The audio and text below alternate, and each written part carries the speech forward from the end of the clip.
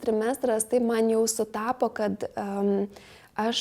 jogos praktikas buvau sustabdžiusi, nes tiesiog buvo vasara ir atostogavau, tai mano joga būdavo tokia labai labai trumpa ir švelni.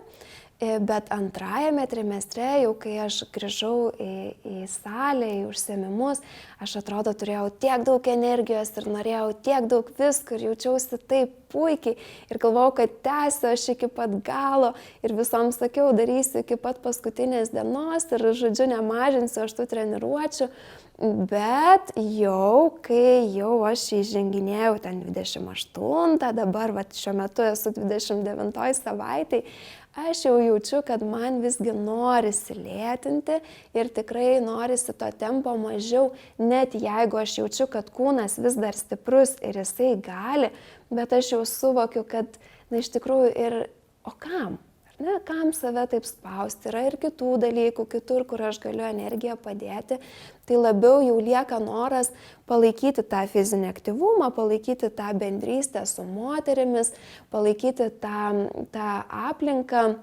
bet jau nebelieka to noro taip save spausti, nedaryti ten tų 7 ar 9 treniruočių per savaitę, nes tie gaudavosi, o lėtinti ir truputėlį labiau atsipalaiduoti, nes nėštume yra dar labai daug ką veikti, ne vien sportas, bet ir pasiruošimas, tiek